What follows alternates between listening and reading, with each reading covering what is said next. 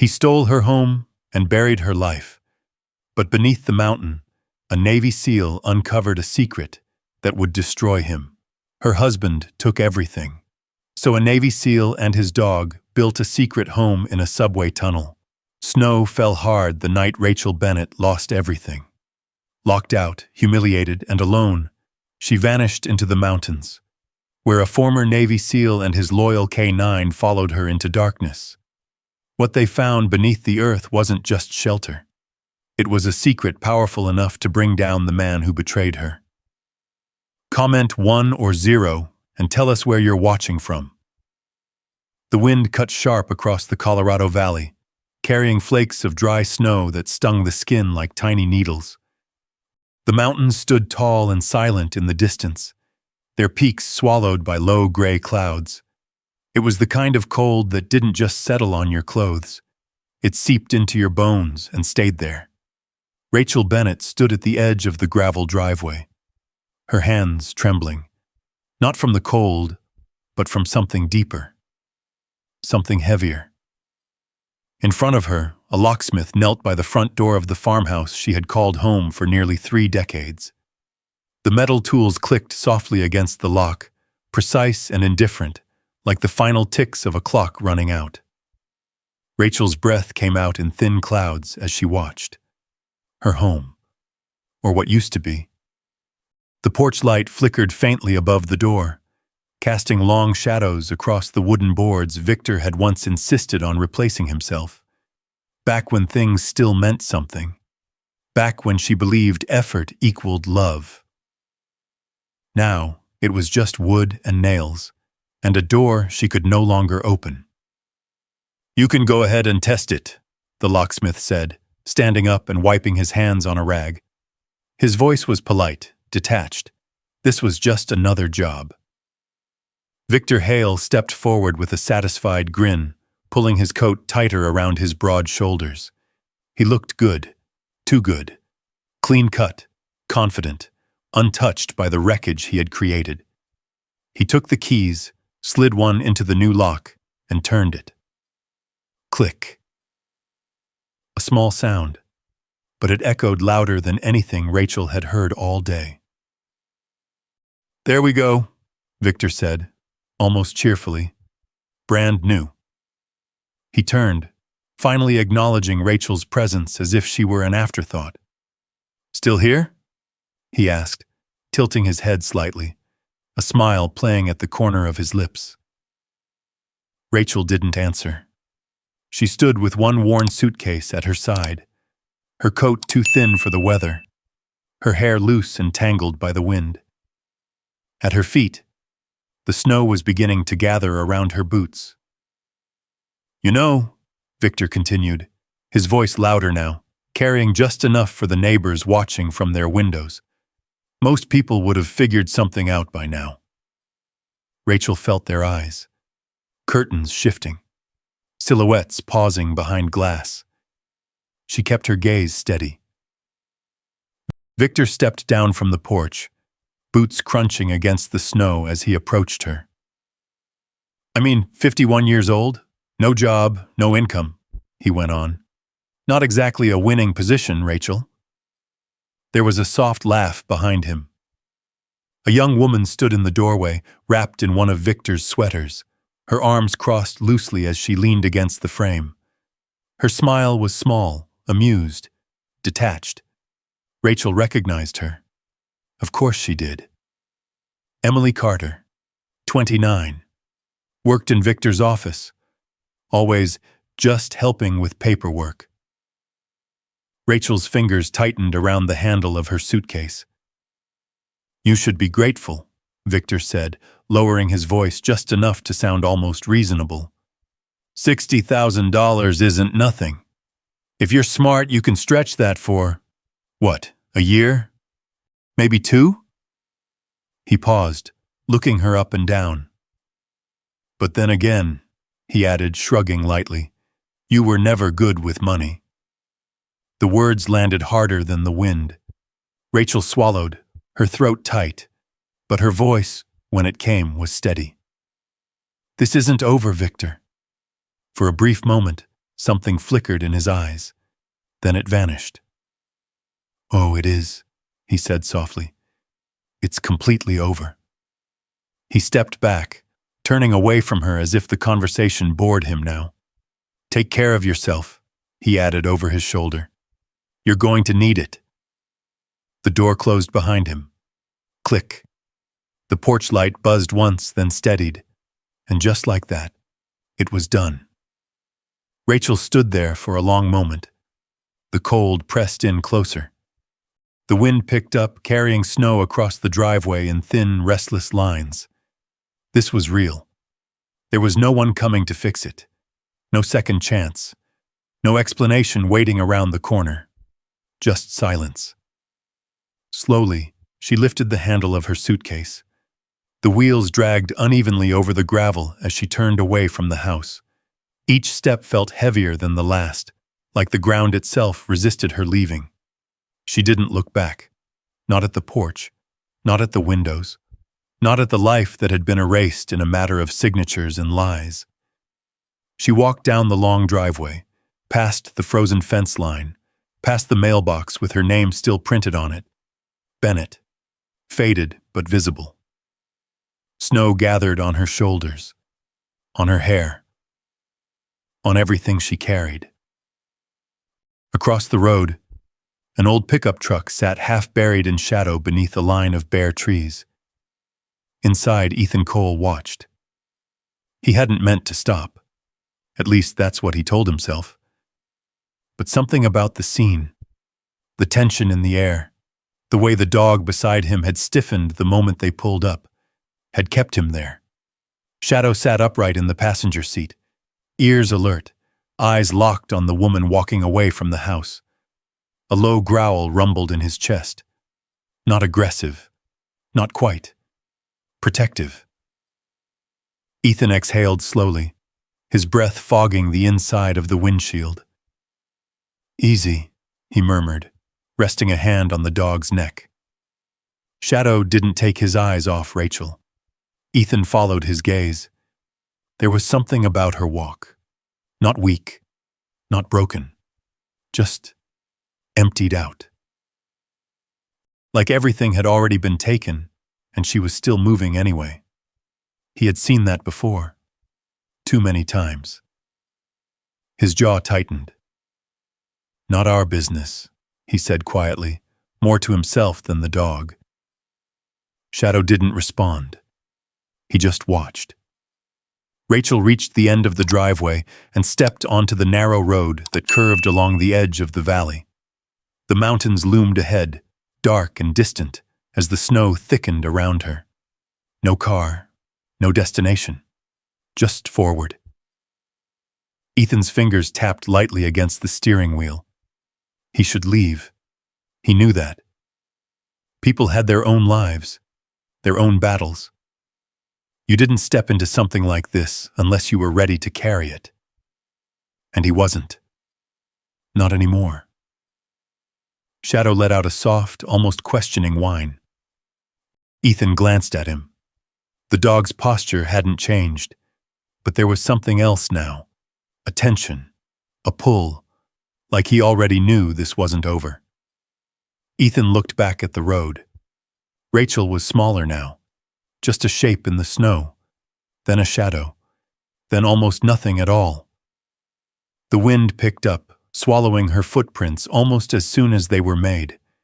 Ethan stared for a long moment. Then, under his breath, barely audible, "Yeah." His grip tightened on the wheel.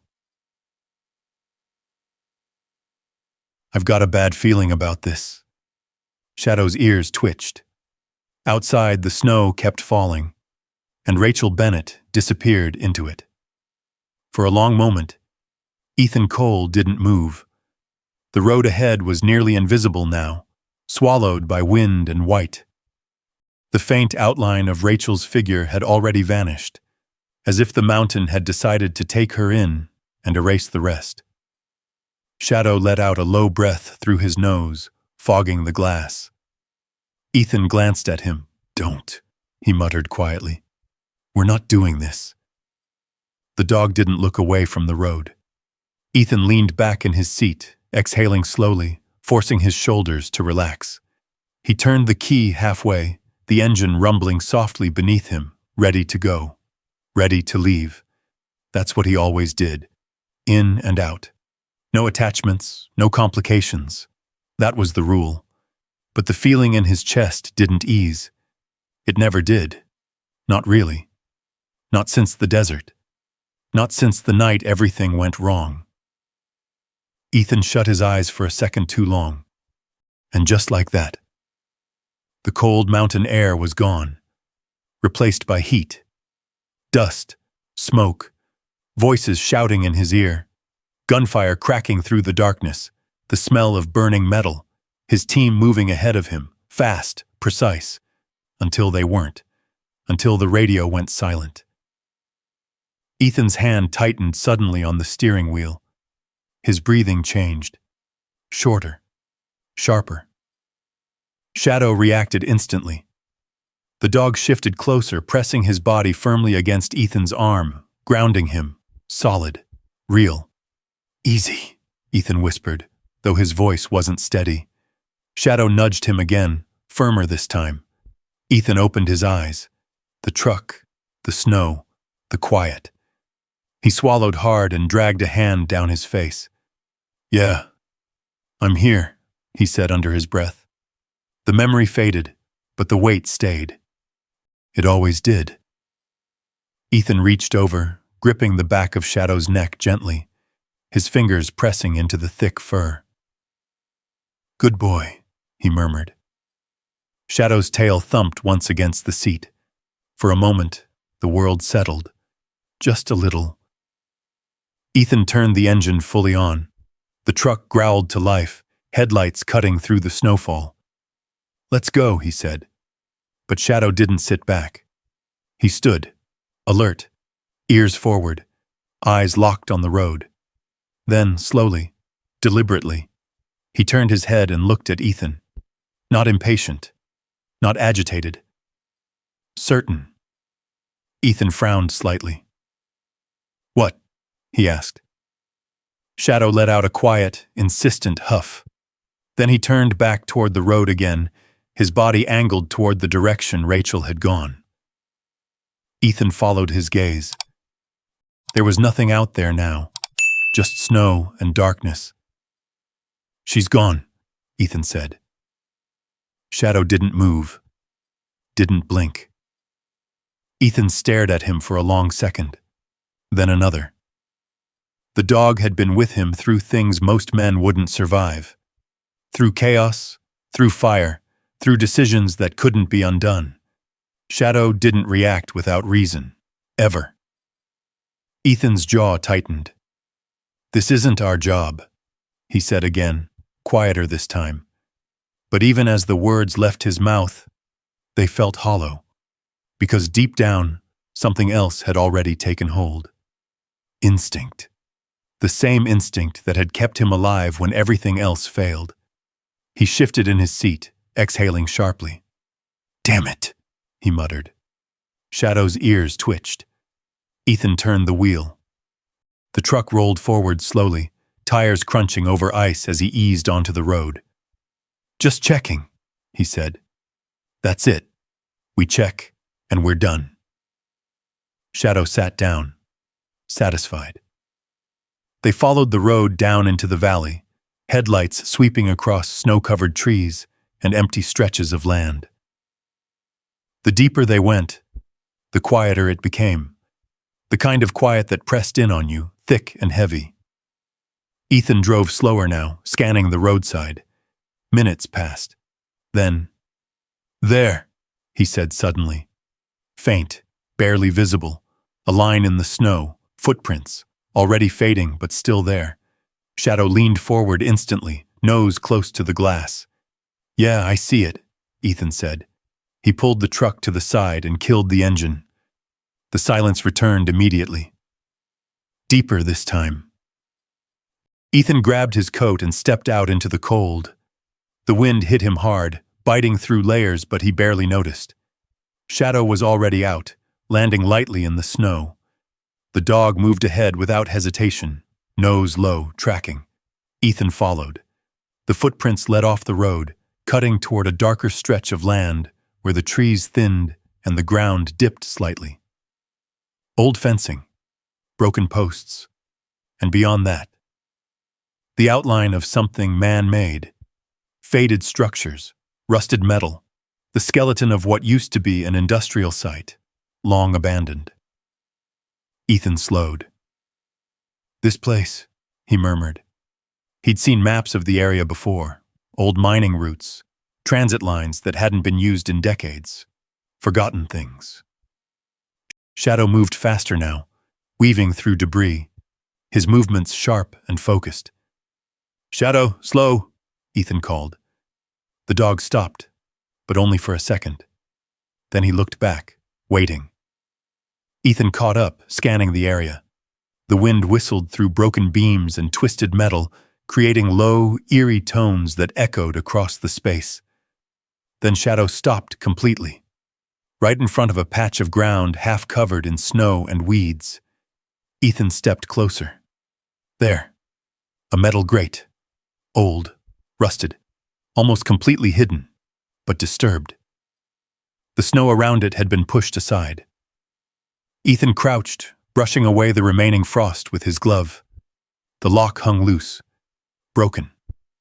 He stared at it, then slowly looked at Shadow. The dog met his gaze, alert, certain. "She didn't just walk into the snow," Ethan said quietly. His voice lowered, instinct taking over. "She went down." The wind howled above them. Ethan stood still for a moment, staring at the dark opening beneath the grate. A tunnel. Cold air drifted up from below, carrying the faint smell of earth and metal. Unknown. Unseen. He felt it then. That familiar pull. The edge of something dangerous. Something that could change everything. Ethan exhaled slowly, then reached for the grate. "Stay close," he said. Shadow stepped forward, ready. Together, they looked down into the darkness, and for the first time that night, Ethan didn't feel like he was chasing someone else's story. He felt like he was stepping back into his own. The cold air rising from the opening carried a different kind of silence. Not the open quiet of the mountains, but something deeper. Sealed. Forgotten. Ethan gripped the edge of the rusted grate and pulled it back fully. The hinges groaned in protest, the sound echoing faintly into the darkness below. Shadow moved first. Careful. Controlled. His paws found the first step, then the next, descending without hesitation. Ethan followed. The temperature dropped immediately. Each step down felt like leaving the world behind. The wind above disappeared, replaced by stillness so complete it almost rang in his ears. The beam from his flashlight cut through the dark, revealing cracked concrete walls lined with old tile, white once, now dulled by decades of dust. "Stay sharp," Ethan said quietly. Shadow's ears flicked in response. At the bottom, the narrow stairwell opened into a corridor. Arched ceiling, narrow, long, the kind of place built for purpose, not comfort. Ethan paused, listening. Nothing. No movement. No voices. Just the faint drip of water somewhere far off. Then, a sound. Soft. A shift of fabric. Shadow froze. Ethan raised the light slightly. At the far end of the corridor, just beyond where the beam faded. Movement. A figure. Rachel. She stood there, barely visible in the dim glow, her back pressed against the tiled wall, eyes wide and fixed on them. Her breathing was shallow, quick, like she'd been holding still for a long time. For a moment, no one spoke. Then she took a step back. "Don't," she said, her voice tight, controlled, but trembling underneath. Ethan stopped immediately, He lowered the flashlight slightly so it wouldn't hit her directly in the eyes. "It's okay," he said calmly. "We're not here to hurt you." Rachel's gaze flicked between him and the dog. Shadow stood still, alert but non-threatening, his posture steady. "You followed me," she said. It wasn't a question. Ethan nodded once. "Yeah." Her jaw tightened. "I don't need help," she said quickly. "I'm fine." Ethan glanced around the corridor. The cold, the darkness, the emptiness, then back at her. "No," he said quietly. "You're not." The words weren't harsh, just honest. Rachel swallowed, her grip tightening around the sleeve of her coat. For a second, something cracked in her expression, but she forced it back. "I'm not going back," she said. Ethan shook his head slightly. "I didn't say you had to." That caught her off guard. A flicker of confusion passed across her face. Ethan took one careful step forward. Shadow remained beside him, calm, grounded. "You picked this place?" Ethan asked. Rachel hesitated, then nodded. "It was open," she said. "No one's here." "That's not always a good thing," Ethan replied. Silence settled again. Rachel looked past him toward the stairs, toward the world above, then back into the tunnel. Her shoulders dropped slightly. "I don't have anywhere else, Fong," she admitted, quieter now. The truth hung in the air, heavy. Ethan studied her for a moment. The exhaustion in her posture, the cold still clinging to her, the way she stood like she was ready to run, but had nowhere to go. He'd seen it before, too many times. He exhaled slowly. "If you stay down here," he said, his voice steady, grounded, "you'll need to learn fast." Rachel frowned slightly. "Learn what?" Ethan glanced around the corridor. "How to survive," he said. The word echoed faintly. Survive. Not live. Not hide. Survive. Rachel looked at him, really looked this time, at the way he stood, the way he moved, the quiet control in everything he did. Then at Shadow. The dog took a step forward. Slow, deliberate. Rachel stiffened, but didn't move. Shadow stopped a few feet away, then lowered himself gently to the ground, sitting, waiting. Not a threat. An offer. Rachel stared at him. The tension in her shoulders eased, just a little. "He won't hurt you," Ethan said. "I know," she replied softly. She didn't know how she knew, but she did. After a moment, she stepped forward, carefully. Her hand trembled slightly as she reached out. Shadow didn't move, didn't flinch. Her fingers brushed against his fur. Warm, solid, real. Rachel exhaled, the first steady breath she'd taken since entering the tunnel. "I'm Rachel," she said quietly. "Ethan," he replied. She nodded, then looked around the corridor again. "This place," she said, almost to herself. "It's quiet." Ethan followed her gaze. "Too quiet," he said. He turned, sweeping the flashlight further down the corridor. It opened into a wider space ahead. A platform. Old. Abandoned. Frozen in time. "Come on," he said. Rachel hesitated, then followed. The corridor gave way to a large underground station. The ceiling arched high above them, lined with old tile and rusted fixtures. Faded advertisements still clung to the walls, ghosts of a world that no longer existed. The platform stretched out in both directions, disappearing into darkness. Rachel stopped in the middle of it. Her eyes widened slightly. "It's Bigger than I thought, she said. Ethan nodded. Yeah. Shadow moved ahead, checking corners, scanning the space with practiced precision.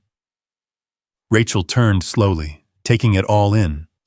For the first time since she'd left the farmhouse, she didn't feel small.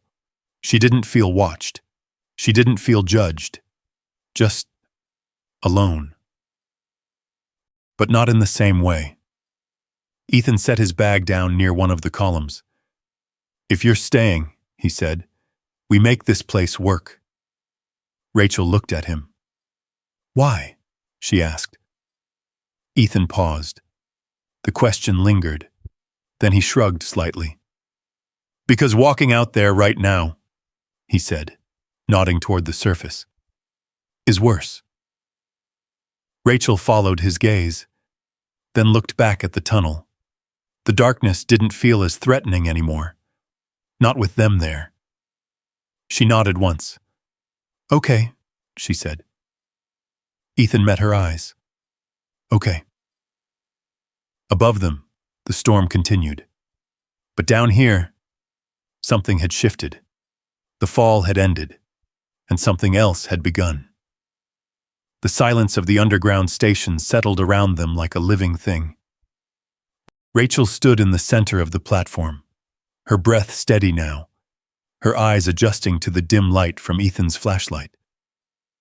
The walls, once bright with clean white tile, now carried the stains of time, faint cracks, peeling edges, shadows that moved when the light shifted. It should have felt suffocating. Instead, it felt contained. Safe in a way the world above no longer was. Ethan moved with quiet purpose, setting his pack down near one of the support columns. Shadow continued his slow patrol, moving along the edges of the platform, nose low, ears alert, checking every corner like he had done 100 times before in places far more dangerous than this. Rachel watched him. He always like that? She asked softly. Ethan glanced over. Always. Shadow paused near the far edge of the platform, then turned back, satisfied. For now. Rachel wrapped her arms around herself. What is this place? She asked. Ethan stepped closer to one of the tiled walls, running his flashlight along its surface. Old signage barely visible beneath layers of dust. Old transit line, he said. Probably shut down decades ago. Mining routes used to run under these mountains. Rachel nodded slowly. Forgotten, she murmured. Yeah. The word lingered between them. Forgotten. Rachel turned slowly, taking in the size of the platform again. The length of it. The darkness stretching out on both sides. No one comes down here? She asked. Ethan shook his head slightly. Not often. And when they do, he paused. It's not by accident. Rachel frowned. What does that mean? Ethan didn't answer right away. Instead, he crouched near the ground, brushing away dust with his glove. The concrete beneath was solid, dry. Means places like this don't stay empty forever, he said finally. Not if they're useful. Rachel felt a flicker of unease. What kind of useful? Ethan stood again, meeting her eyes. The kind that doesn't ask permission. The words sent a quiet chill through her. For a moment, the silence returned. Then, a distant sound. Faint. Barely there. Rachel stiffened. Did you hear that? She whispered. Shadow reacted instantly. His head snapped toward the tunnel opening. His body lowered slightly, muscles tightening, eyes fixed on the darkness. Ethan raised the flashlight, scanning. Nothing. The sound faded as quickly as it came. Rachel's heart pounded. What was that? She asked. Ethan didn't answer right away. He listened, counted, measured the silence. Could be the mountain shifting, he said finally. Old tunnels do that. Rachel didn't look convinced. Neither did Shadow. The dog remained alert, staring into the black corridor as if expecting something to emerge. After a long moment, Ethan lowered the light slightly. We'll assume it's nothing, he said. But we don't ignore it. Rachel nodded. Okay. Ethan took a step back, shifting his focus. First thing, he said, you need a place to sleep. Rachel blinked. A place? He gestured down the platform. Something enclosed, smaller space, easier to secure. Rachel followed his gaze. At the far end of the platform, a doorway sat partially hidden behind a support column. The door hung slightly open, rusted hinges frozen in place. That? She asked. Ethan nodded. Let's check it. They moved together, footsteps echoing softly across the platform. Shadow went ahead, slipping through the doorway first. Rachel hesitated at the threshold. The room beyond was small, square, bare concrete floor. The same tiled walls, but cleaner somehow, less exposed to the open platform. Shadow circled once, then sat near the corner. Clear. Ethan stepped inside, scanning carefully. Good, he said. Only one entrance. Rachel stepped in slowly. The air felt different here. Still underground. Still cold. But quieter. Contained. She set her suitcase down near the wall. This could work, she said. Ethan nodded. For now. He turned back toward the platform. Second thing, he continued. Light. Rachel looked down at the dim glow of the flashlight. I have my phone, she said. Ethan gave a small, almost humorless smile. For how long? Rachel hesitated. Battery. Of course. She hadn't even thought that far ahead. Ethan opened his pack, pulling out a small battery-powered lantern. He set it on the floor and switched it on. A soft, steady light filled the room. Warm, gentle. Rachel blinked at it. That's better, she said quietly. Ethan nodded. Light keeps your head straight, he said. Darkness, he paused, does the opposite. Rachel studied his face for a moment. There was something in his tone, something he didn't say. She didn't press. Instead, she looked around the small room again. This isn't what I expected, she admitted. What did you expect? Rachel let out a small breath. I don't know, something worse. Ethan leaned lightly against the doorway. Give it time, he said. She almost smiled. Almost. Shadow moved closer, settling near the doorway, his body positioned between them and the outside platform. Watching. Guarding. Rachel sat down slowly on her suitcase. Her shoulders dropped. For the first time since she'd walked out of the farmhouse. She wasn't standing. She wasn't moving. She wasn't being watched. She was just here. Ethan stepped back into the room. We'll set up a routine, he said. Food, water, entry and exit times. You don't move without thinking. Rachel nodded. Okay. You hear something, he added. You don't ignore it. I won't. And you don't go exploring alone. She looked up at him. I wasn't planning to. Ethan gave a small nod. Good. For a moment, neither of them spoke. Then Rachel looked down at her hands. They think I'll fail, she said quietly. Ethan didn't respond right away. They think I'll come back, she added. Ask for help. Admit they were right. Her voice tightened slightly. But I won't. Ethan studied her. There it was again. Not weakness. Not defeat. Something else, something harder. Then don't, he said simply. Rachel looked up. Their eyes met. No judgment, no pity, just understanding. Shadow shifted slightly, resting his head on his paws, but his eyes remained open, always watching, always there. Above them, the storm still raged, but deep beneath the mountain. 3 lives had crossed paths in the dark, and the darkness was no longer empty. It changed the way the tunnel felt. Not brighter, not warmer, but different. Like the space itself had shifted, from something abandoned to something claimed. Rachel woke to silence. No wind, no distant hum of the world above, just the low, steady stillness of the underground. For a brief second, she didn't remember where she was. Then the ceiling came into focus, the tiled surface, the faint glow of the lantern beside her, and everything came back. The house, the locks, the snow, the fall. She sat up slowly. Her body ached from sleeping on the hard floor, her coat bundled beneath her as a makeshift cushion. But the ache was grounding. Real. She wasn't outside anymore. She was still here.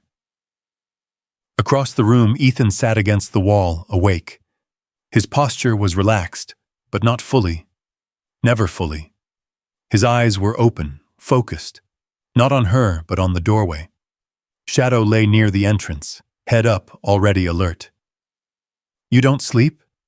Rachel asked quietly. Ethan didn't look over. "Not much." Rachel nodded. She didn't ask more. Instead, she stood, stretching slightly, her breath visible in the cold air.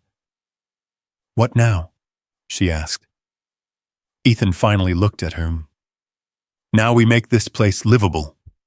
Rachel gave a small, uncertain nod. "Where do we start?"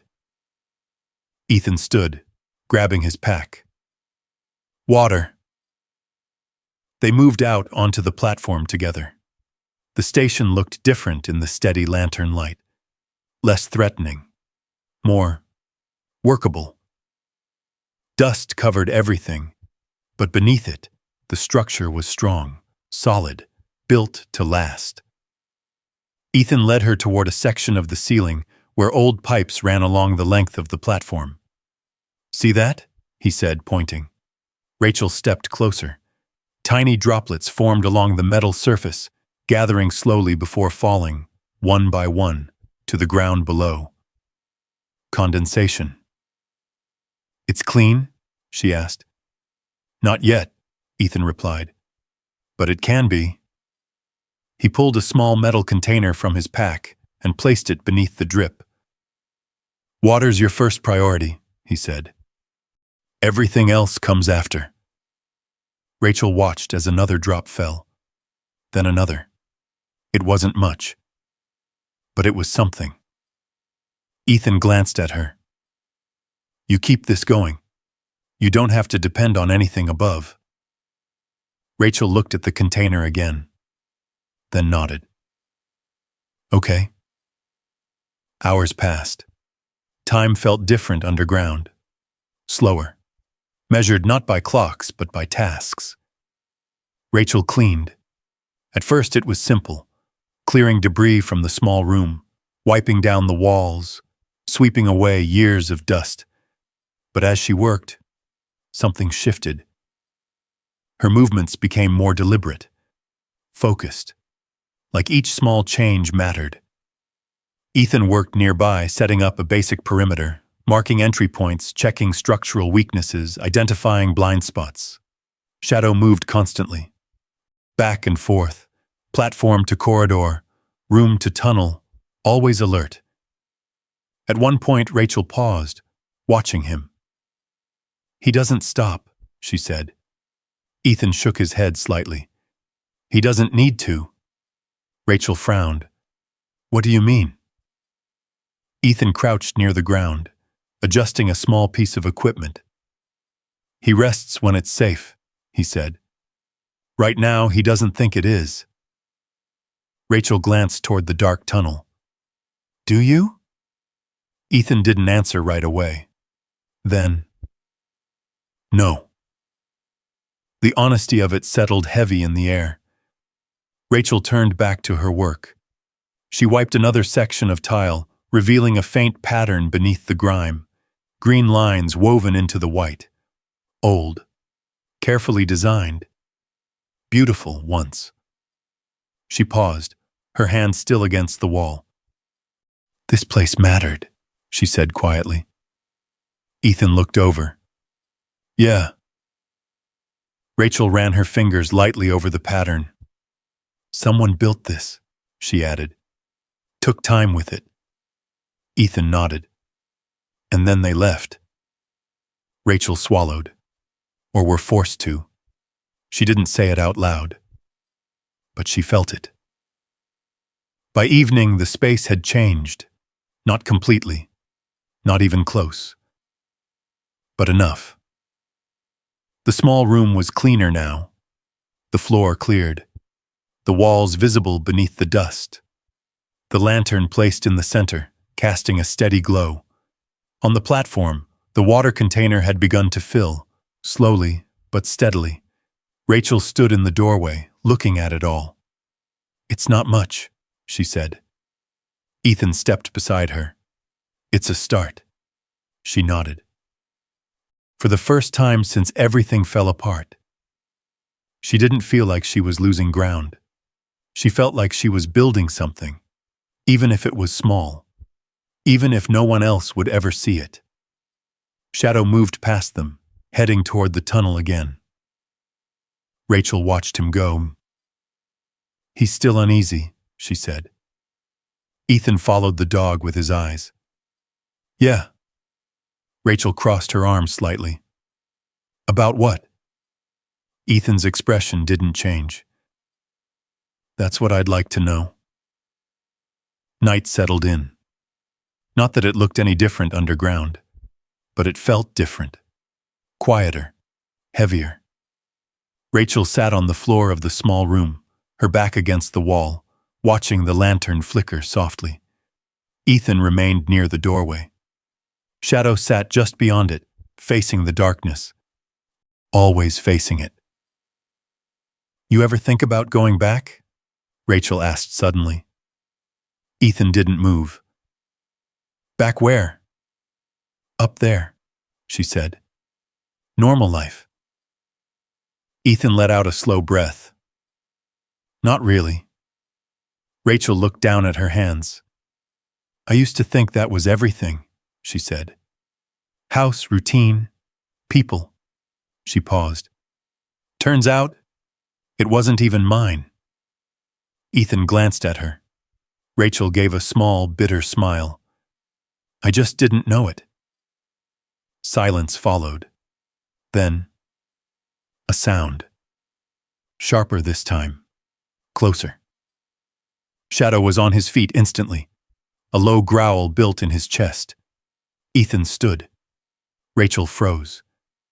What was that? She whispered. Ethan didn't answer. He grabbed the flashlight, stepping past Shadow, angling the beam toward the tunnel. The light stretched into the darkness and stopped. Nothing visible. But the silence had changed. Shifted. Like something had moved and then chosen not to. Ethan's voice dropped. Stay here. Rachel shook her head. No. Ethan looked at her. She didn't back down. For a moment, they held each other's gaze. Then he gave a short nod. Stay behind me. Shadow stepped forward, positioning himself slightly ahead of both of them. They moved together, slow, controlled, toward the darkness. The beam of light trembled slightly as it cut through the tunnel. Searching, waiting, and somewhere deep inside the underground system, something was no longer just watching. It was aware. And for the first time, they weren't alone. The tunnel seemed to breathe. Ethan moved slowly, each step measured, the flashlight beam steady in his hand. Shadow advanced ahead of him, body low, silent, every muscle ready. Rachel followed just behind, her heart pounding so loudly she was sure it could be heard in the darkness. The air felt tighter here, heavier, like something had shifted deep beneath the mountain. Ethan raised his hand slightly. "Stop." Shadow froze. Rachel did too. They listened. Nothing. No footsteps. No voices. Just the faint echo of water somewhere far off. Ethan scanned the walls, the ceiling, the floor. Then, slowly, he exhaled. "Could be an echo," he said quietly. "Sound travels strange down here." Rachel wasn't convinced. Shadow wasn't either. But after a long moment, the tension eased. Just enough. Ethan lowered the flashlight slightly. "We don't chase ghosts," he said. "We prepare for them." Rachel nodded, though her eyes stayed fixed on the darkness behind them. They turned back toward the platform. But something had changed. The feeling didn't leave. Hours later, the tunnel had settled again. Or at least it seemed to. Rachel sat inside the small room, knees pulled close, watching the lantern flicker. The light cast long shadows along the tiled walls, shifting every time the flame moved. Across from her, Ethan sat against the wall, still awake, still watching. Shadow lay near the doorway, but not resting. His ears twitched at every distant sound, his attention never fully dropping. Rachel glanced between them. "You really think someone's down here?" she asked quietly. Ethan didn't answer right away. "I think we act like they are," he said finally. Rachel swallowed. "That doesn't make me feel better." "It's not supposed to." The honesty in his voice wasn't harsh, just real. Rachel leaned her head back against the wall. For a moment, neither of them spoke. Then, a distant rumble. Low, deep. It rolled through the tunnel like distant thunder. Rachel stiffened. "What is that?" she whispered. Ethan's body went rigid. The sound, it wasn't just noise. It was memory. His eyes lost focus. His breathing changed, short, sharp. The lantern flickered. And suddenly, he wasn't there anymore. Sand. Heat. The roar of an explosion tearing through the air. "Move! Move!" Voices shouting, gunfire cracking, a flash of light. Then silence. Ethan's chest tightened violently, his hands clenched into fists, his body locking as the memory surged forward, uncontrollable. "No," he muttered under his breath. Rachel sat up instantly. "Ethan?" He didn't respond. He couldn't. The tunnel disappeared, replaced by chaos. Smoke. Fire. The sound of someone calling his name. Then nothing. Shadow reacted immediately. He sprang to his feet, moving straight to Ethan, pressing his body firmly against him. Not aggressive, not panicked, grounded, trained. His nose pushed into Ethan's chest. His weight leaned in. A low, steady whine. Ethan's breathing hitched, still trapped, still lost. Shadow pushed harder, again, again. Rachel watched, frozen for a second. Then she moved. "Ethan," she said, her voice steady but urgent. "You're here. You're here." No response. Shadow didn't stop. He shifted, placing his front paws against Ethan's leg, anchoring him physically. Ethan's breath broke, a sharp inhale, then another. The sound of the tunnel began to return. The cold, the quiet. Rachel's voice. "Stay with me," she said softly. Ethan blinked. Once, twice. The memory fractured. The heat vanished, replaced by the chill of the underground. He sucked in a breath, sharp and real. "I'm here," he muttered, though his voice was rough. Shadow didn't move. Not until Ethan's breathing steadied. Not until his eyes focused again. Then, slowly, the dog lowered himself, but stayed close. Always close. Ethan ran a hand over his face. "Damn it," he whispered. Rachel sat across from him, watching carefully. "You okay?" she asked. Ethan let out a dry breath. "Yeah," he said automatically, then paused. "No." Rachel didn't push. She just nodded slightly. "I figured." The silence that followed was different now. Not tense, not uncertain, honest. Rachel shifted slightly. "That happens often?" she asked. Ethan leaned his head back against the wall. "Depends," he said. "On the day." Rachel studied him. "You were there," she said quietly. "Wherever that was." Ethan didn't answer. He didn't have to. Rachel nodded. "I saw it in your face." Another pause. Then she looked down at her hands. "They threw me out like I was nothing," she said. "Like everything I built didn't matter." Ethan glanced at her. Rachel's voice stayed calm, but there was something deeper beneath it now. "I thought that was the worst feeling," she continued. "Being erased." She looked up. "But I don't think it is." Ethan frowned slightly. "What is?" Rachel met his eyes. "Reliving something you can't change." The words settled between them. Heavy. Accurate.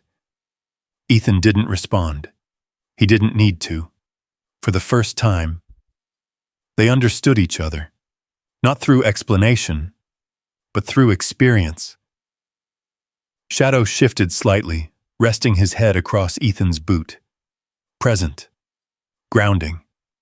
A bridge between past and now. Rachel exhaled slowly. "We're both down here for a reason," she said. Ethan looked at her. "Yeah?" She nodded. "Maybe it's not just about hiding." Ethan studied her for a long moment. Then, "Maybe not." The lantern flickered again, but the shadows didn't feel as threatening anymore. Outside the room, the tunnel remained silent, watching, waiting. But inside, something had changed. They weren't just surviving anymore. They were beginning to understand. And sometimes, that was the first step to fighting back.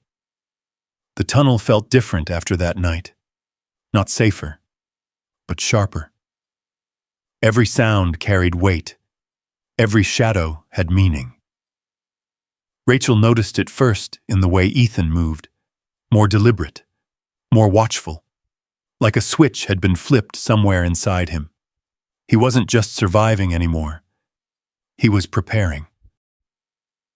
By what should have been morning, though time had no real meaning underground, Ethan had already mapped out their immediate area. 3 entry points, he said, crouched near the platform with a piece of chalk marking the concrete. Main stairwell, secondary tunnel, and whatever's further down that direction. He pointed into the deeper darkness. Rachel stood nearby, arms crossed against the cold. "And we don't know what's out there," she said.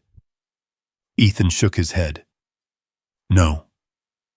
Shadow paced slowly along the edge of the platform, his nails clicking softly against the concrete.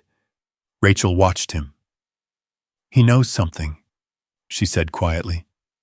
Ethan didn't disagree. "Yeah," he said. "He does." They worked in silence for a while. Rachel cleaned and organized what little space they had claimed, turning the small room into something more structured. A place to think, to breathe. Ethan set up simple indicators along the tunnel floor, small pieces of debris placed in exact positions. Subtle, easy to miss. But if anything passed through, they'd know. Shadow stayed restless, more than before. He didn't linger in one place, didn't settle, always circling, always checking. Rachel felt it too. That unease, that quiet pressure building just beneath the surface. "Ethan," she said, stepping out onto the platform. He looked up. "What?" She hesitated. "It's not just in your head, is it?" Ethan studied her. "No." The answer came too quickly to be uncertain. Rachel swallowed. "So someone's really down here." Ethan stood. Or something was. He moved toward the tunnel entrance again.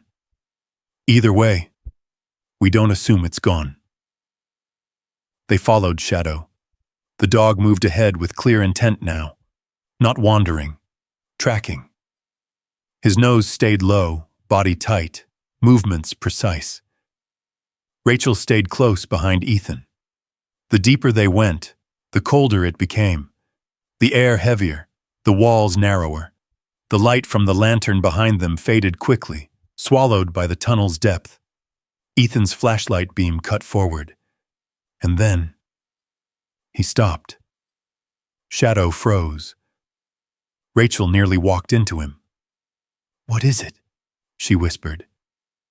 Ethan didn't answer. He lowered the light slightly. On the ground, a disturbance. Subtle, but unmistakable. The dust had been moved. Not by them. Rachel leaned closer. "Footprints?" she asked. Ethan shook his head slightly. "Not clear enough," he said. "But something came through here." Rachel felt her chest tighten. "When?" Ethan studied the ground. "Recently." The word echoed. Rachel's eyes flicked toward the darkness ahead. "How recently?" Ethan didn't respond, because he didn't know, and that made it worse. A faint metallic sound echoed from deeper within the tunnel. Sharp, brief, but real. Shadow's ears snapped forward. A low growl rolled from his chest. Rachel instinctively stepped closer to Ethan. "Okay," Ethan said quietly. "Now we know." "Know what?" Rachel whispered. Ethan raised the flashlight. "We're not alone." They moved forward slowly, each step deliberate, measured. The tunnel curved slightly ahead, cutting off their line of sight. The sound didn't repeat, but the silence that followed was heavier than before, like something had heard them too. Ethan raised a hand again. "Stop." They waited. 10 seconds. 20. Nothing. Then Shadow shifted. Not forward. To the side. He moved toward a narrow opening in the wall, barely visible unless you were looking for it. Ethan followed. A side passage. Small. Hidden. Rachel frowned. "I didn't even see that," she whispered. Ethan nodded. Most people wouldn't. He angled the light inside. The passage extended only a short distance before opening into a small chamber. Empty. But not untouched. Rachel stepped in slowly. The air felt different, disturbed. On the ground, a piece of cloth, dark, torn. She crouched, picking it up carefully. "This isn't old," she said. Ethan stepped beside her. He took the fabric, examining it. Modern. Not from decades ago, recently worn. His jaw tightened.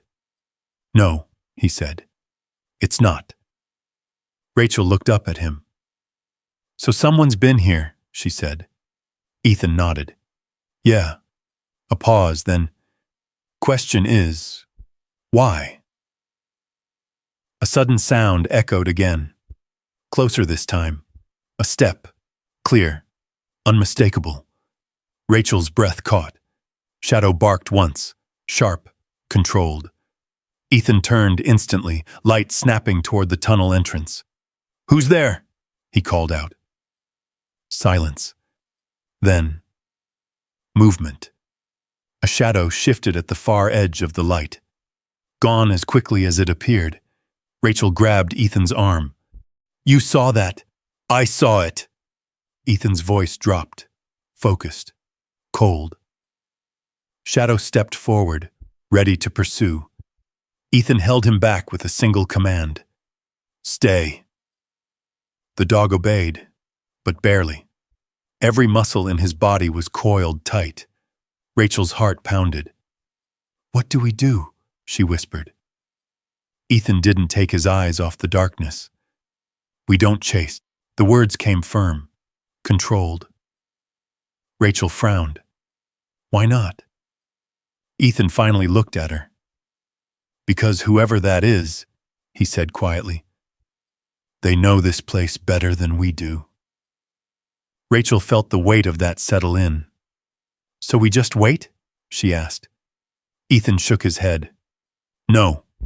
He turned back toward the platform. We prepare. They moved quickly now, back to the main area, back to their space. Ethan adjusted the markers along the floor, reinforced their position, limited their exposure. Rachel stayed close, her mind racing. What if they come back? She asked. Ethan glanced toward the tunnel. They will. The certainty in his voice sent a chill through her.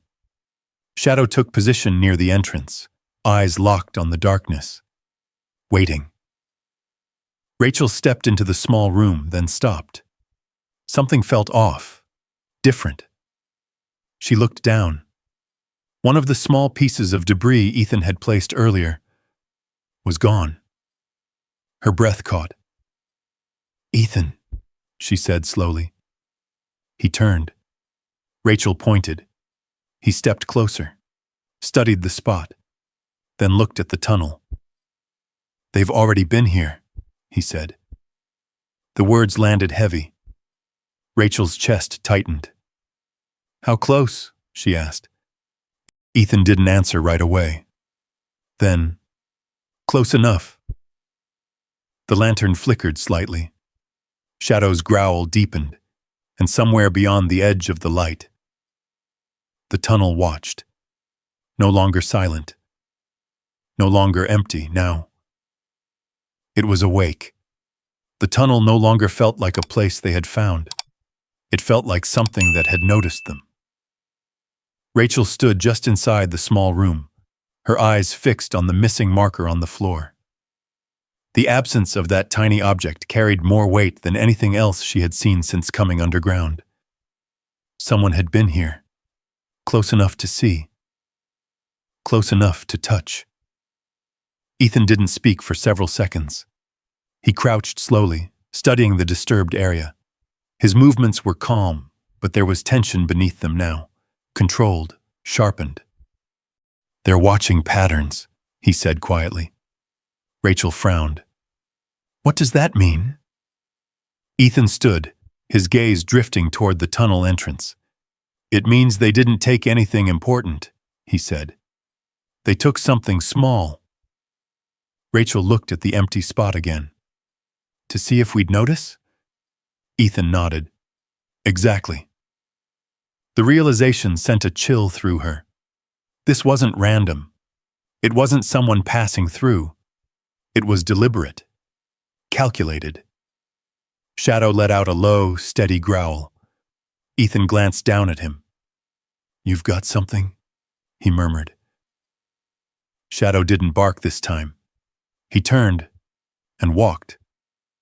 Not toward the main tunnel, but back, toward the narrow side passage they had discovered earlier. Rachel hesitated. Ethan. He was already moving. Stay close, he said. The side passage felt tighter now, closer. The walls seemed to lean inward as they moved through, the beam of Ethan's flashlight bouncing off the uneven tile. Shadow moved with purpose. No hesitation. No uncertainty. He wasn't just alert anymore. He was leading. Rachel felt her pulse rise with every step. "Do you think they're still here?" she whispered. Ethan didn't take his eyes off the path ahead. "If they are," he said quietly, "we'll know soon." That didn't comfort her. The small chamber came into view again, empty, just like before, but not the same. Shadow stepped inside first, circling once, then stopping near the far wall. He lowered his head, sniffed, then scratched lightly at the surface. Ethan moved closer. "What is it?" Rachel asked. Ethan ran the light along the wall. At first it looked like nothing, just tile, cracked, aged. But then, a line, subtle, too straight to be natural. Ethan stepped closer, brushing his hand across the surface. Dust fell away, revealing metal beneath. Rachel's breath caught. "That's not part of the wall," she said. "No," Ethan replied. He stepped back slightly, examining the edges. Someone covered it. Rachel moved beside him. Why would they hide it? Ethan didn't answer. He was already reaching for the edge. The panel resisted at first. Rust, time, but with steady pressure, it shifted. A low, grinding sound echoed as the metal loosened. Rachel instinctively stepped back. Shadow stood firm, watching. The panel gave way, and behind it, a door, solid, reinforced, cold steel set into concrete. Rachel stared at it. "What is that?" she whispered. Ethan stepped forward slowly, the beam of light settling on the surface. A dial. Old. Mechanical. "Vault," he said. The word hung in the air. Rachel blinked. "A vault? Down here?" Ethan nodded slightly. "Not unusual," he said. "Old infrastructure, hidden storage, things people didn't want found." Rachel felt her stomach tighten. "Like what?" Ethan didn't respond right away. He reached out, testing the handle. Locked. Of course. Rachel stepped closer, her eyes scanning the door. "Whoever's been down here," she said slowly, "they know about this." Ethan glanced at her. "Yeah." Rachel swallowed. "So what's inside?" Ethan stepped back, studying the mechanism. "That's the question." Silence filled the chamber again. But it was different now, heavier, full of possibility and danger. Rachel wrapped her arms around herself. "This isn't just some abandoned place," she said. Ethan shook his head. "No." Shadow shifted slightly, his attention still fixed on the door. Rachel looked at the dog. "He knew it was here," she said. Ethan gave a faint nod. He smelled something. Rachel stepped closer to the vault. Her reflection stared back at her from the dull metal surface. Small, distorted. "This is connected," she said quietly. Ethan looked at her. "Connected to what?" Rachel hesitated. Then, "To everything," she said. Her voice was barely above a whisper. "To why this place exists, and why someone's still coming down here." Ethan studied her for a long moment, then looked back at the vault. "Maybe," he said. A faint sound echoed again, from deeper in the tunnel, closer than before. Shadow's head snapped toward the entrance. Ethan's posture changed instantly. Alert. Ready. "They're back," Rachel whispered. Ethan grabbed the edge of the panel. "Help me," he said. Rachel stepped forward without hesitation. Together, they pushed the metal back into place. The panel slid over the vault, concealing it once more. Just another wall. Just another forgotten surface. But now, they knew. Ethan turned toward the tunnel. The flashlight beam cut through the darkness. Shadow moved ahead of him, silent, focused. Rachel stood just behind them, her heart racing. Whatever this was, it was bigger than she thought. Bigger than the divorce, bigger than the tunnel, bigger than all of it. Ethan's voice dropped. "We don't mention this," he said. Rachel nodded. "Not to anyone." Another sound. Closer. A step. Then. Nothing. But the silence that followed wasn't empty. It was watching. Waiting. And somewhere in the darkness, someone else knew exactly what they had just found. The air felt tighter as they moved back toward the platform. Rachel didn't speak. She couldn't. Her mind kept replaying the image of that vault door. Cold, hidden, deliberate, not forgotten. Hidden. Ethan walked ahead, slower now, listening to every shift in the tunnel. Shadow stayed just in front of him, his movements sharp, controlled, ready. They reached the platform. Nothing had changed. And yet, everything had. Ethan turned immediately to the small room. "Inside," he said. Rachel stepped in. He followed, then positioned himself near the doorway, keeping his line of sight on the platform and the corridor beyond. Shadow settled just outside, guarding. Always guarding. For several seconds, no one spoke. Then Rachel exhaled. "That wasn't random," she said. Ethan shook his head. "No." She paced once across the small room. "That door, the panel, someone didn't just leave that there." "No." Rachel stopped. "They hid it." Ethan nodded. "Yeah." Rachel turned to him, her eyes sharper now. "Which means whatever's inside matters." Ethan studied her. "You're thinking ahead." Rachel gave a faint, humorless smile. "I spent 23 years thinking I understood what mattered," she said. "Turns out I didn't understand anything." Her voice didn't break, but something underneath it shifted.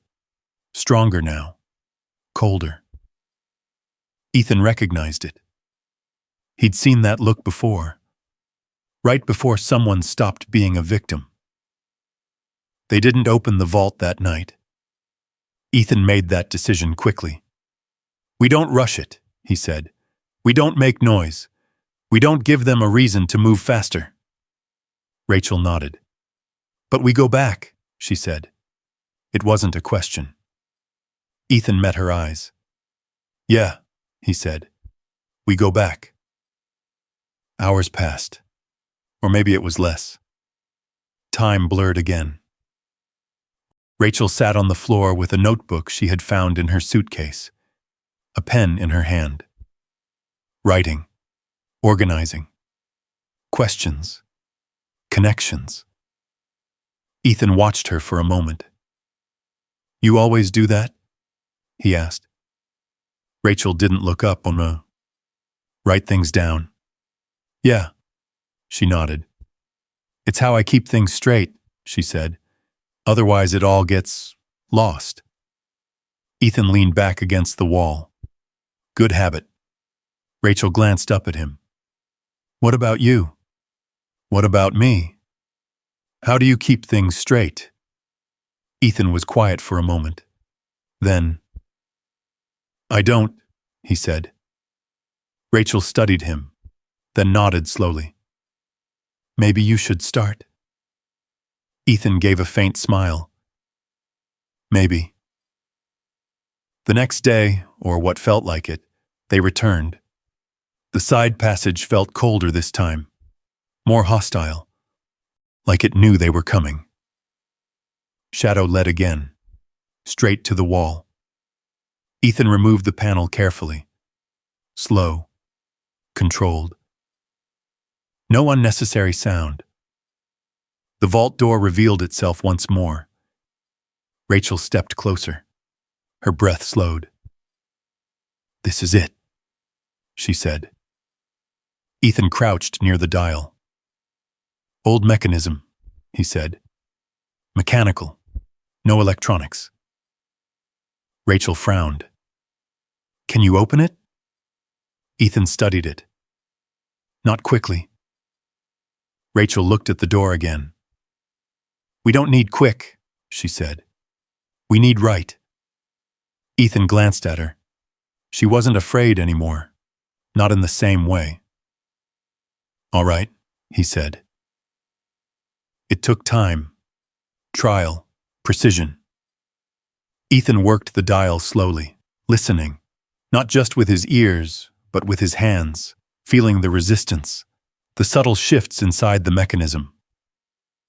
Rachel stayed close, watching, learning. Shadow remained at the entrance to the chamber, his attention fixed outward, guarding. Minutes stretched. Then, a soft click. Ethan froze. Rachel held her breath. Another movement. Then, the handle turned. The door opened. Slow, heavy. The air inside was different. Sealed, stale, untouched for years. Ethan stepped back slightly, letting it breathe, then raised the flashlight. The beam cut inside. Boxes, metal containers, stacks of files. Rachel stepped forward slowly. "Oh my God." Ethan moved beside her. They opened the first box. Documents, financial records, names, dates, transactions. Rachel picked up one file, her eyes scanning quickly. At first, it didn't mean anything, just numbers, accounts. Then, she stopped. Her hand froze. Ethan noticed immediately. "What is it?" he asked. Rachel didn't answer. She flipped the page. Then another. Her breathing changed. "Rachel?" She looked up, and for the first time, there was no fear in her eyes, only something colder. "Victor," she said. Ethan frowned. "What?" Rachel held up the document. "Victor Hale," she repeated. The name sat clearly on the page. Account holder, transfer records, large sums, hidden movement. Ethan stepped closer, taking the file. His eyes moved quickly across the information, then slowed, then stopped. "Well," he muttered quietly. Rachel's voice was steady now. This wasn't just a divorce. Ethan looked at her. "No," he said. Rachel took another file, then another, each one confirming it. Patterns, hidden accounts, offshore transfers, years of it. "Everything he said," she whispered. Ethan watched her carefully. "Was a lie." Rachel nodded slowly. "He didn't just take everything," she said. "He hid everything." Ethan closed the file in his hands and made sure you couldn't see it. Rachel's jaw tightened. For a moment, the room felt smaller, tighter. Then, something shifted. Not fear, not grief, focus. Rachel straightened. Her voice steadied. "He thought I'd disappear," she said. Ethan didn't interrupt. "He thought I'd break," she continued. "That I'd just accept it." She looked at the stacks of documents, then back at Ethan. He was wrong. The words landed solid, certain. Ethan studied her, then gave a small nod. Yeah, he said. Rachel took a slow breath. What do we do? Ethan glanced at the files, then at the tunnel, then back at her. His voice dropped. We use it. Rachel's eyes didn't waver. How? Ethan's expression hardened slightly. Carefully. Shadow shifted at the entrance, a low growl. Ethan turned instantly. Rachel followed his gaze. The tunnel beyond the chamber wasn't empty anymore. A shadow moved, then disappeared. Ethan's voice dropped. They know. Rachel's heart pounded. What do we do now? Ethan reached for the vault door. We don't panic, he said. His tone was calm, controlled, but sharper than before. We plan. The vault door closed with a heavy final sound. And this time, they weren't just hiding in the dark. They were holding something dangerous. And whoever else was down here wanted it. The tunnel felt tighter than ever as they moved back toward the platform. Not because the walls had changed, but because now they knew. This wasn't just a place to hide. It was a place people came for a reason. Rachel stayed close behind Ethan, her breathing controlled, her mind racing. The documents, the names, Victor. It all fit together now, too well. Shadow moved ahead, faster than before, his body tense, scanning every inch of the path. They reached the platform, still empty, still silent. But the silence didn't feel neutral anymore. It felt aware. Ethan turned immediately to the small room. Inside, he said. Rachel stepped in. Shadow took position at the entrance. Ethan crouched near the ground, pulling out the notebook Rachel had been using. Start writing everything you remember, he said. Rachel blinked. Everything? Names, dates, patterns, anything that connects to him.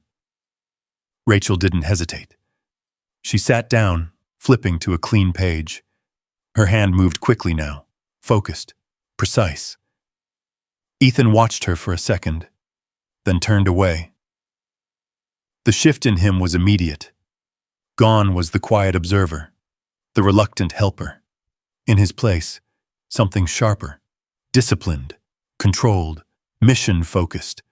Ethan moved across the platform, checking every marker he had placed. 2 disturbed, 1 missing. He adjusted them again. Better positions, less obvious, more effective. Shadow followed, staying close, reading Ethan's movements without needing instruction. You remember this? Ethan murmured quietly. Shadow's tail flicked once. Of course he did. They had done this before. Different place. Different enemy. Same rules. Rachel's voice broke the silence. Ethan. He turned. She held up the notebook. I found something. He stepped closer. Rachel pointed to the page. These transfers, she said. They match the timeline of when he moved assets before the divorce. Ethan leaned in. And? Rachel flipped another page. They don't stop, she said. Ethan frowned. What do you mean? Rachel met his eyes. They keep going, she said. After the divorce. Ethan's expression hardened. So he's still moving money. Rachel nodded. Yeah. A pause, then. That means this isn't finished, Ethan said. Rachel shook her head slowly. No, she said. It's not. Shadow suddenly stiffened. His head snapped toward the tunnel. A low growl built in his chest. Ethan reacted instantly. "Position," he said. Rachel moved without question, stepping back into the room, lowering herself near the wall. Ethan killed the lantern. Darkness swallowed the space. Only the faint beam of his flashlight remained. Low, controlled, barely visible from a distance. Footsteps. Clear this time. Not imagined. Not distant. Real. Approaching. Rachel's heart pounded in her ears. Shadow stood at the threshold, unmoving, his body blocking the entrance. The footsteps slowed, then stopped. Silence. Heavy. Pressing. Ethan's voice dropped to almost nothing. "Stay still." Rachel didn't move, didn't breathe. The tunnel seemed to hold its breath with them. Then, a faint light appeared, far down the corridor. A flashlight. Not theirs. Someone else's. It swept slowly across the walls. Careful. Searching. Ethan watched, measured, counted. One person. Maybe two. Hard to tell. The light paused near the edge of the platform, then moved again. Closer. Shadow's growl deepened, but he held position. Disciplined. Waiting. Rachel felt her fingers tighten against the cold floor. This was real. This was happening. The light stopped. Right at the entrance to their platform, a shadow stretched across the ground. Tall, human, a voice, low, muffled. "Someone's been here." Rachel's breath caught. Ethan didn't react, didn't move, didn't make a sound. Another voice answered. "Yeah. Fresh." Two of them. Rachel closed her eyes briefly. The first voice again. "Check further in." Footsteps. Closer. Shadow's muscles tensed. Ethan's hand lowered slightly toward him. Not yet. Not yet. The light moved, sweeping, searching. It reached the edge of the platform, paused, then shifted toward the small room. Rachel's heart slammed. The beam touched the doorway, hovered.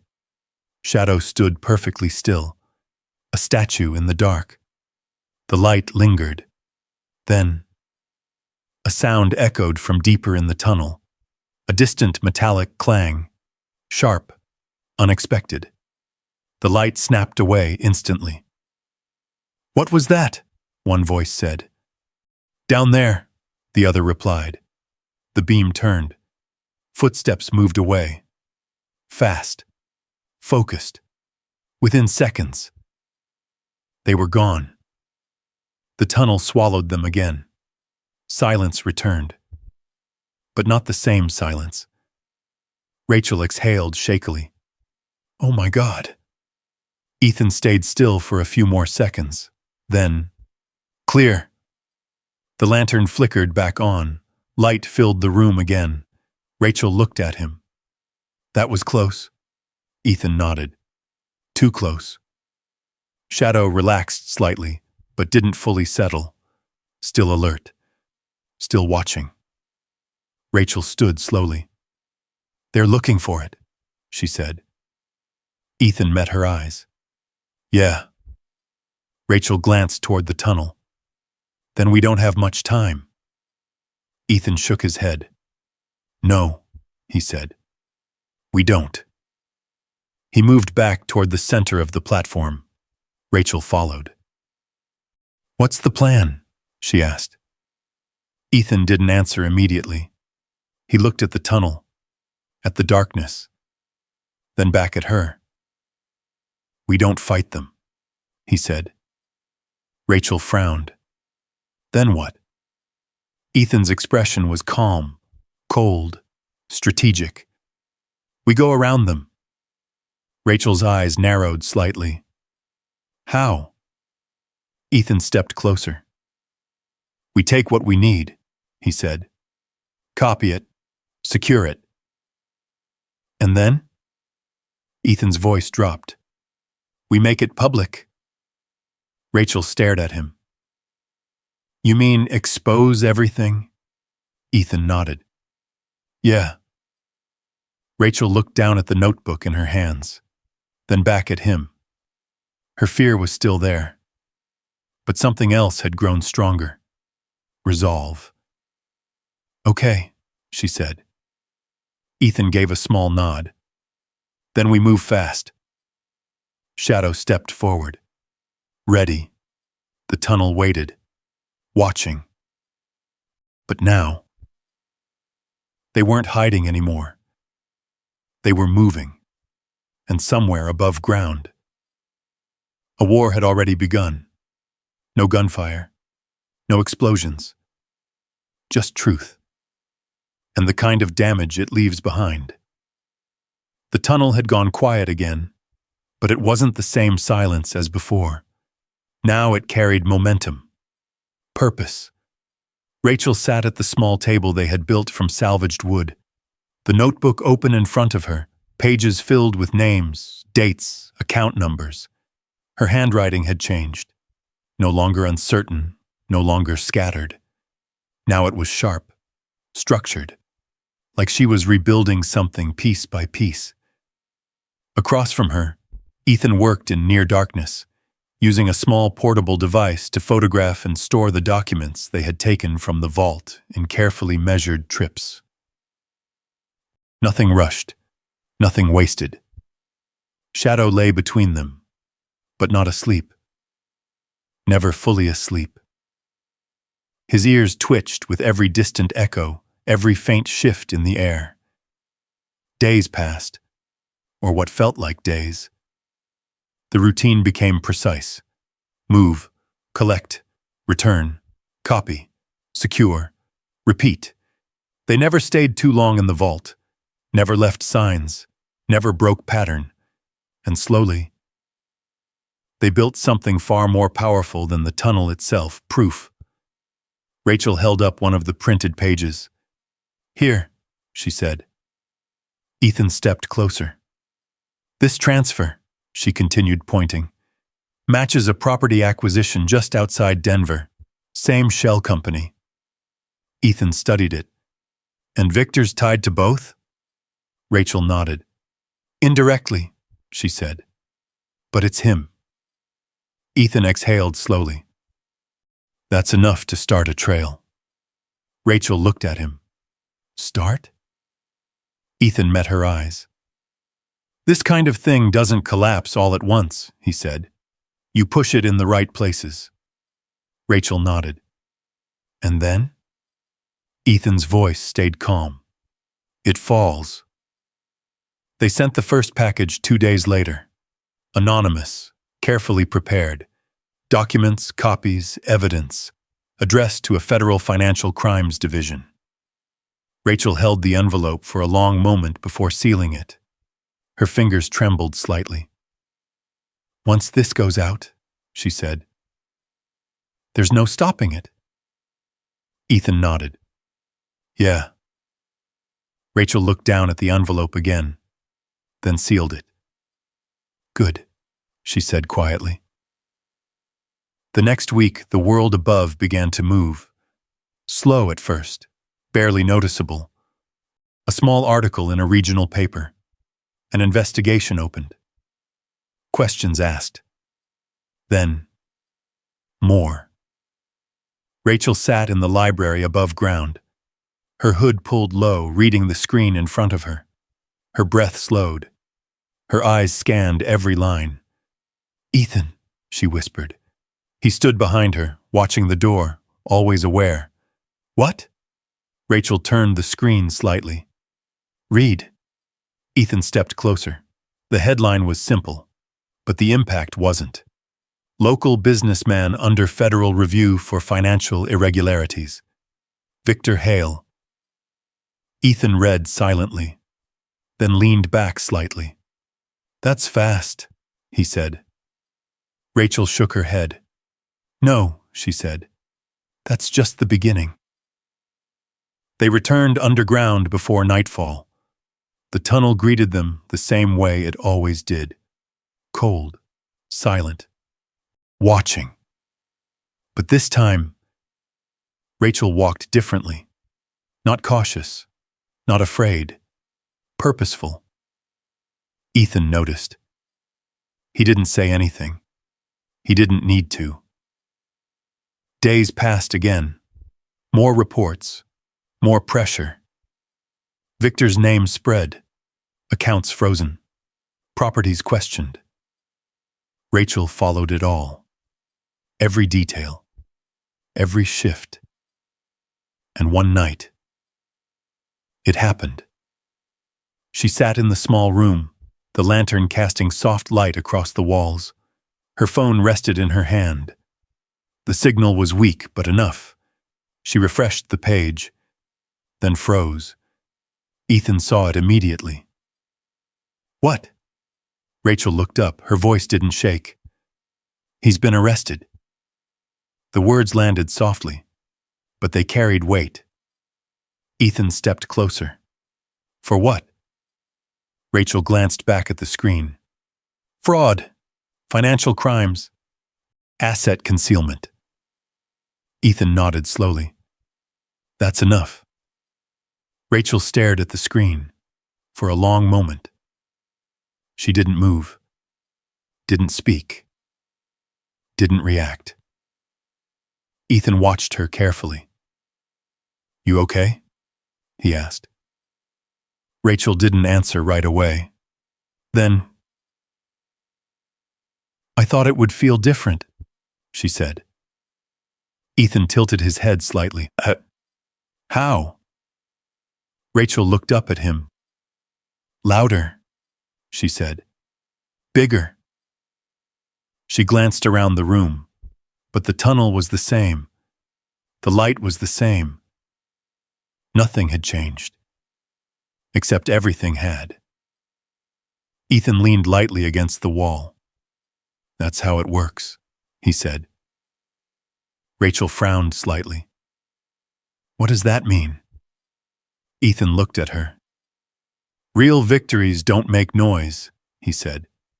They just happen. Rachel let that settle, then nodded slowly. Yeah, she said. I guess they do. She stood and walked out onto the platform. Shadow followed her. The tunnel stretched out ahead, quiet and still. Rachel crossed her arms lightly, looking into the darkness. He's gone, she said. Ethan stepped beside her. Yeah. Rachel exhaled. And I'm still here. Ethan didn't respond. Rachel turned to him. So now what? Ethan paused. Then, that depends on you. Rachel looked at him. What do you mean? Ethan gestured around them. This place, he said. This isn't temporary anymore. Rachel's eyes shifted across the platform. The cleaned walls, the small room, the systems they had built, the life they had created, underground, hidden, but real. Ethan continued. You can leave, he said. Go back up. Start over. Rachel listened, then looked back into the tunnel, into the dark. No, she said.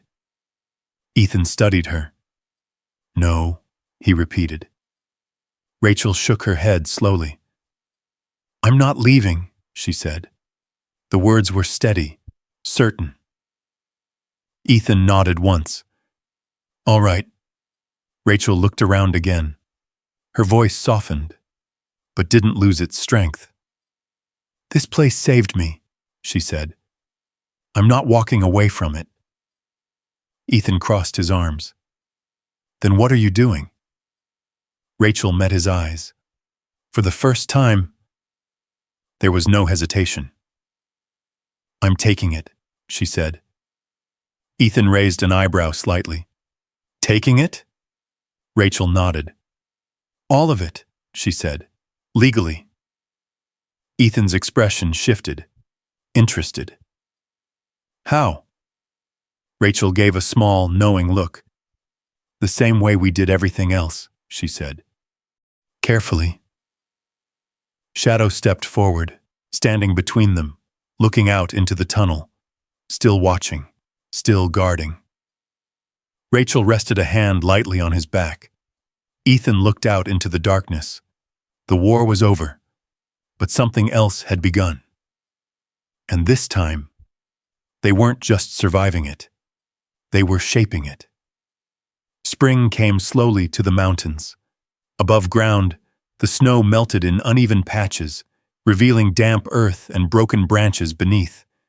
The valley began to breathe again, streams running, birds returning, life moving forward like it always did. But beneath the surface, something else was growing. Rachel stood at the edge of the platform, looking across what used to be a forgotten station. It didn't look forgotten anymore. The walls had been cleaned section by section, revealing the original tile work, white with deep green patterns that curved along the arches. The old rusted fixtures had been polished where they could be, replaced where they couldn't. Soft lighting now ran along the ceiling, not harsh, not artificial, just enough to make the space feel alive. The small room where she had first slept on the cold floor was now a bedroom. Simple, warm, real. Rachel ran her hand lightly along the wall as she walked, her fingers brushing the surface she had spent weeks restoring. "You kept the pattern," Ethan said behind her. She turned slightly. "Yeah," she replied. "It deserved to be seen again." Ethan nodded. He leaned against one of the support columns, arms crossed, watching her move through the space. She walked differently now, not cautious, not uncertain, grounded, like she belonged here. Shadow trotted past them, nails clicking softly against the concrete, making his usual round.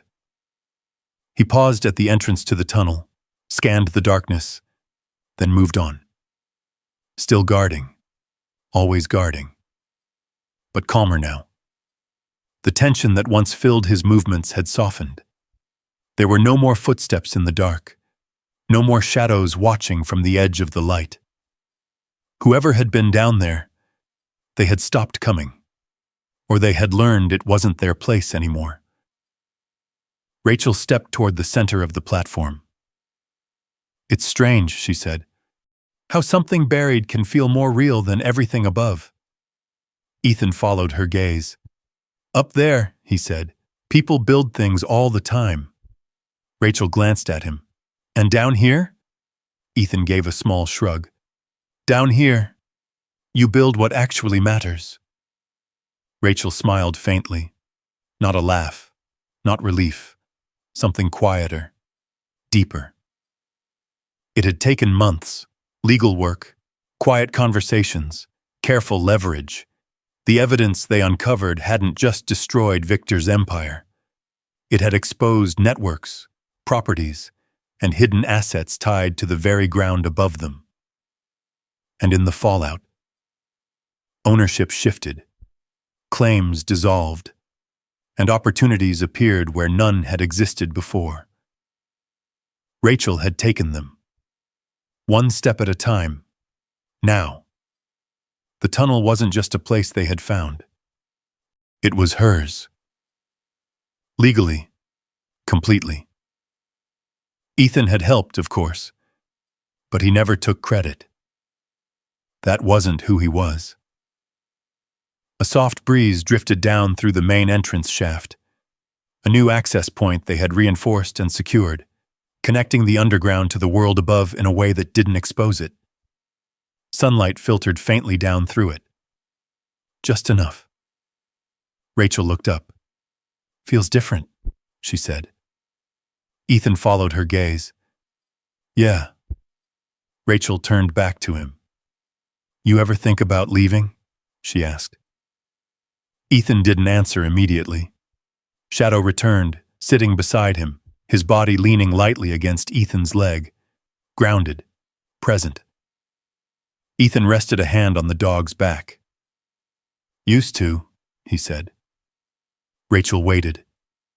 Ethan looked around the space, at the walls, the light, the quiet, then back at her. "Not anymore," Rachel nodded. "I didn't think so." Footsteps echoed lightly from the far end of the platform. Not cautious, not threatening, familiar. A small group entered. 2 men and a woman, all carrying light equipment, their voices low but relaxed. Veterans. Ethan had started bringing them in weeks ago, quietly, carefully.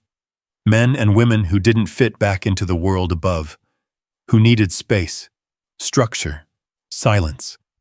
The same things he had needed. The same things Rachel had found. Rachel watched them as they stepped into the light, their eyes adjusting, their expressions shifting from uncertainty to something softer. Recognition. "This place," one of them said quietly. "It's different." Ethan gave a small nod. "Yeah," he said. "It is." Rachel stepped forward. "Welcome," she said simply. The word carried weight. Not formal, not forced, real. Later, when the platform had quieted again, Rachel stood alone near the edge of the tunnel. Shadow approached, sitting beside her. She rested her hand on his head. "You found me," she said softly. The dog didn't move, didn't need to. Ethan stepped up beside her. "He always does," he said. Rachel smiled slightly. "Good," she replied. They stood there in silence, looking into the darkness. But it didn't feel endless anymore. It felt contained, understood. Rachel took a slow breath. "They tried to bury everything," she said. Ethan glanced at her. "And?" Rachel's eyes stayed forward. "They forgot something." Ethan waited. Rachel's voice steadied. "You can build just as much underground as you can above it." Ethan nodded once. "Yeah." Shadow shifted slightly, leaning closer. Rachel looked down at him, then back at the tunnel. The darkness remained, but it no longer felt like an ending. It felt like a beginning. And beneath the mountains, where no one had expected anything to survive, they had built something stronger than what had been taken. Not revenge, not escape. Something better. A place, a purpose, a second life. And this time, it belonged to them. If you've ever been knocked down and had to rebuild your life from nothing, type 1 in the comments. Let's see how many strong folks are still standing. Sometimes justice doesn't come fast, but it comes to those who don't quit. If stories like this mean something to you, go ahead and subscribe. We've got more real stories about grit, land, and standing your ground right here.